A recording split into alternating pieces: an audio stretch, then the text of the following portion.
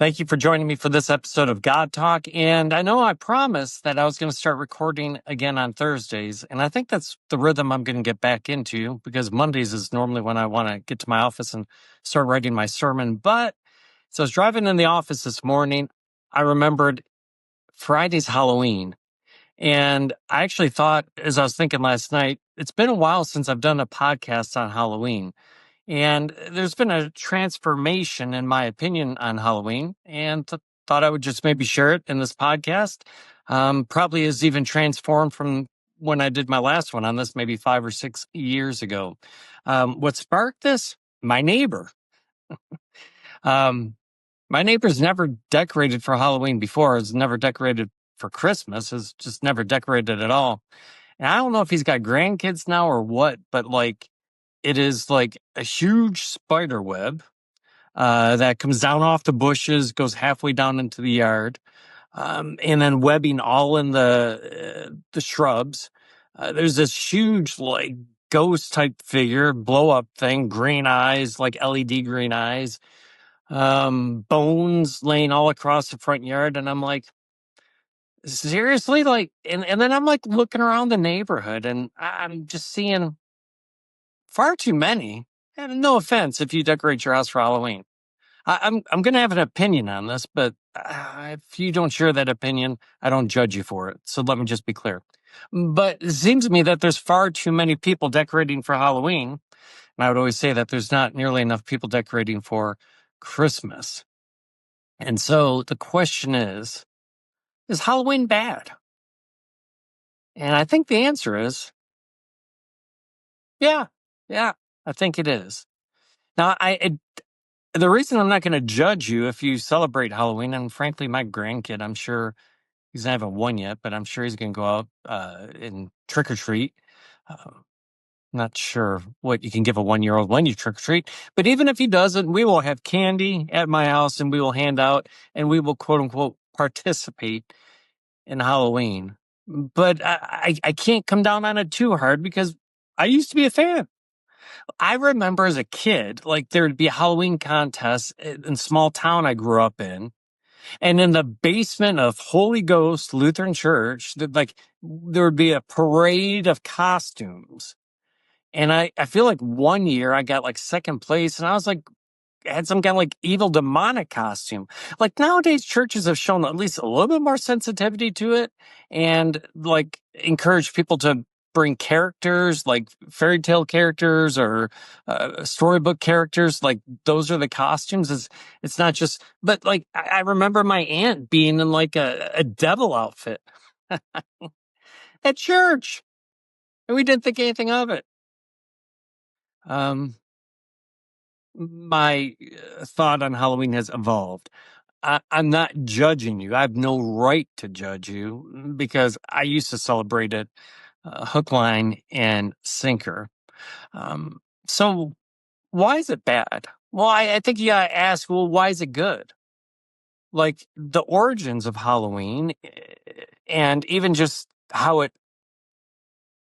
it's been celebrated across the past with being more about ghosts and goblins and Satan and demons. I know we baptize that a little bit, especially in the church, but it still is at its root. It's kind of demonic and evil. I mean, it just really is, even if you don't celebrate it that way. And so then the question is why do we celebrate it at all as Christians? And we probably shouldn't, and I'm not there yet. I'm not one of those people that will turn the lights off and pretend not to be home and be the Scrooge and not give candy. I will give candy. On occasion, I'll still maybe dress up as Wyatt Earp or something like that, but I'm turning more and more cold on Halloween every year. And here's why. Well, one, why are we celebrating ghosts, goblins, demons, and evil things? But the other thing is this is I've just seen way too much evil in my life as a pastor to want to celebrate that. And as I was processing my thoughts on the way into the office this morning, I'm like, but wait a minute, Greg, would you go to a haunted house? Probably. It's been a few years since I've been to one, but I'd probably go to one. Not not necessarily every year and certainly not twice a year, but I go to one. I also watch paranormal stuff and am somewhat interested in the ghosts, the demonic, the hunting, and frankly, I'm going to do some more episodes on that before too long. Had a conversation with my daughter not too long ago, and she said, "Well, I never knew that like familiar ghosts, like if you saw the ghost of your dad, those are just really demons pretending to be your dad." And I'm like, "Well, who told you that?" And that's kind of a common theme going around in Christian circles nowadays because we don't know how to handle ghosts. So I'm going to get into that. The Bible has never said like that familial ghosts or ghosts in general, the departed souls of living people, are demons pretending to be people. But that's a rabbit hole that I'm going to chase with you some other time. But I'll watch those shows. And if you said, "Hey, Greg, let's go to a haunted house tonight," I wouldn't tonight because I've got soccer. But in general, maybe I would. Maybe. Don't know. So is that being two-faced if I'm against Halloween? No. Because as I was thinking through it, why would I go to a haunted house? It wouldn't be for the fun of it. It wouldn't be for the thrill. It wouldn't be for the joy. I can assure you, like the last 5 or 6 times I went through them to not be scared. So just like our security team has like drills where like maybe they're shooting each other with paintball and stuff like that. Like they're going through the process, the emotion, just like uh, Navy divers are going to go out there and put themselves in really tough situations to train for when they encounter those situations. In all honesty, that would pretty much be why I would go to a haunted house so that I wouldn't be jumpy and scared. Because listen, I am a jumpy individual. Like I get in my mind, like deep in thought. If you come up behind me and say something to me, like I will elevate off the floor. I mean, well, not levitate because I don't like I come back to the ground, but I will elevate. And so the last several times I've gone through those haunted houses, it's really been for that. And I've been proud of myself. Whoever jumps out at me, whenever they jump out at me, I don't flinch. They're not scary. And you see, that's what I want evil to be to me. Like, it's scary in a sense. Like, I respect it. Like, I don't tinker with it. I certainly don't celebrate it. And that's my problem with Halloween. It celebrates it. But I don't let it make me run away. And I'm not afraid of it. And that's the same reason why I watch the paranormal shows is to see what the enemy's up to. So that, like, if I have to walk into someone's house and try to do a house blessing and things start talking, whispers start going and things start moving around, I don't like wet my pants and run out, right? Like I need to not do that if I'm in that situation. So I tend to I'm willing to do those things to train, to gain a knowledge, to learn to not be afraid. But when it comes to Halloween, it's celebrating evil, wickedness. To put bones in your front yard and ghosts and skeletons, like I get it's just maybe to mock it and to make fun of it, but it's not funny. It's serious stuff. And as I look around and I see all these homes that are dabbling in that, celebrating it, right? Like we wear a cross to celebrate Jesus. I put Christmas lights up to celebrate Jesus, to celebrate Christmas. When you decorate for Halloween, when you really get into it, you're celebrating it. Once again, I'm giving out candy. I'm not judging you. You can disagree. I'm just saying, listen to me. For a lot of years as a pastor, I've seen evil, and it's not worth celebrating. A little while back, I was doing a counseling session, and as I was doing a counseling session, um, and the person was sharing with me some of the struggles that they go through and things that they saw as probably depression. I saw more as oppression, as a spiritual battle and from Satan. Even as I sat there and talked to them and I looked into their eyes, I was noticing, man, like the eyes are just dark. Now, I didn't get up close to see if I could see pupils. I'm just seeing from about 5 feet apart, I couldn't see any. And so I encourage the person with the advice that, you know what, I think this is a spiritual battle. And I'm doing that more and more to people as I do counseling. Like I've always understood it as maybe a psychological battle, a physiological battle, a battle because of the experiences that we've faced. But I think Satan uses that and they become spiritual battles. And so I encourage this person, to read the Bible, pray, and do some different things. And they said it's working. Good. I think we all come under evil attack sometimes. We all become possessed at times. That possession normally is fleeting, but when you snap at something and you shouldn't, that very well is a momentary possession. So if you come and talk to me and I say, I think you're like having a demonic battle, a spiritual battle going around you. In fact, you might be drifting in and out of possession at times. Don't get offended. I think a lot of people do. I think even at times I do. I've shared with you, like I'll get into those moods where, like, I know I'm in a bad mood. Like for me, a bad mood is I'm just quiet. I want to disengage from everything, and the only way I get myself out of it is through prayer. And I force myself to pray, and it goes away. What is that? Probably something spiritual, probably something demonic. Saul had an evil spirit placed upon him. How does that evil spirit leave him? Well, David, who's filled with the Spirit of God, plays the harp, and then it flees. You don't need to be embarrassed to think that there's a spiritual battle going around you, because there is. And you don't need to be embarrassed to think that you might even be under the influence of demons at times, because I promise you, you are. That's why I don't think we should be celebrating ghosts and goblins and werewolves and evil. And we do that on Halloween. So we probably ought not celebrate Halloween either.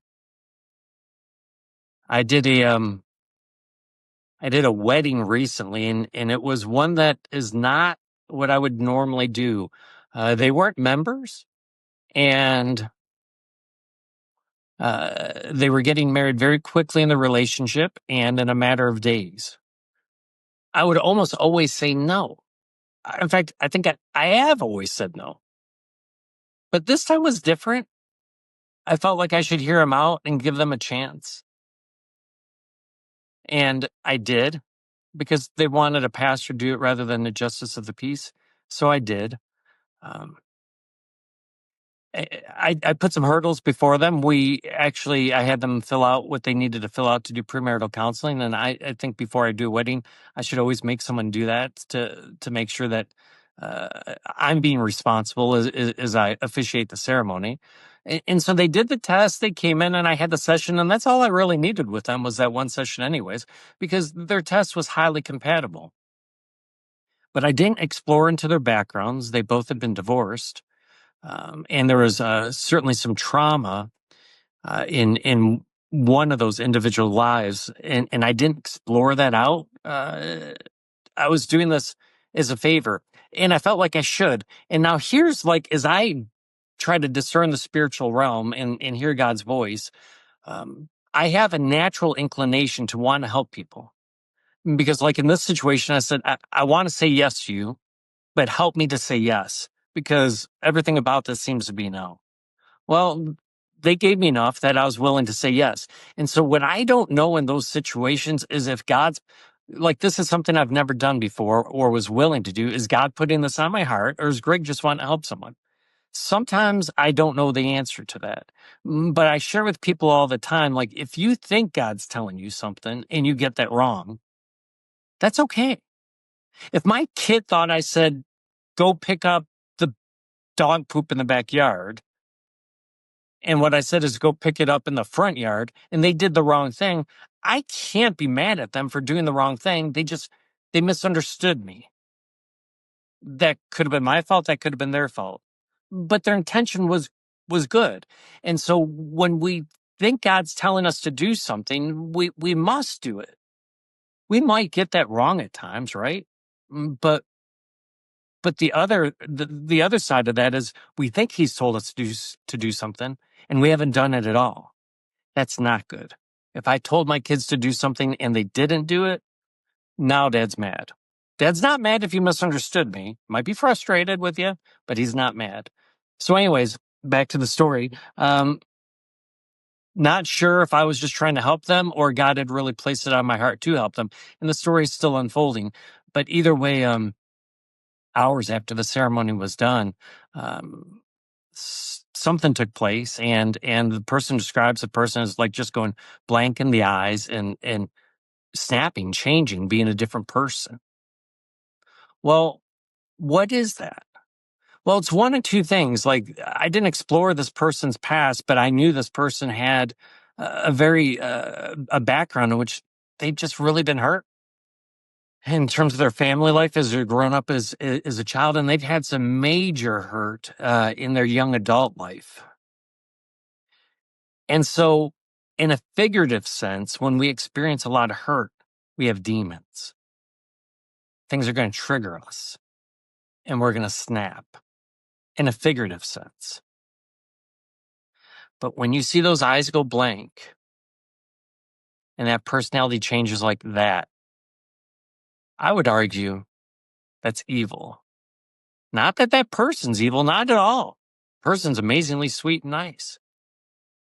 But Satan will use our hurt and our pain and our suffering to influence us because we're vulnerable there, to attack us, and to at times, for a period of time, even take possession of us. Listen, these are just a couple of examples I've seen in the last couple months. Thankfully, God allows me to forget just about everything I've ever done in my past.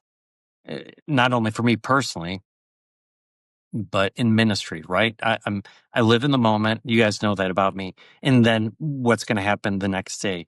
But if I actually try to sit down and remember all the other evil I've seen in the past, I've seen a bunch. And it's not pretty. And it's not worth celebrating. And you know what day that we celebrate evil? It's on Halloween. You might not celebrate evil on Halloween, but that's when people who celebrate evil do celebrate evil. And so, with that being the case, should Christians celebrate Halloween? Probably not. Is it evil? It's evil. Is it possible to participate in it without being evil? I hope so, because I'm giving out candy. But I just prefer that none of us would recognize it or celebrate it.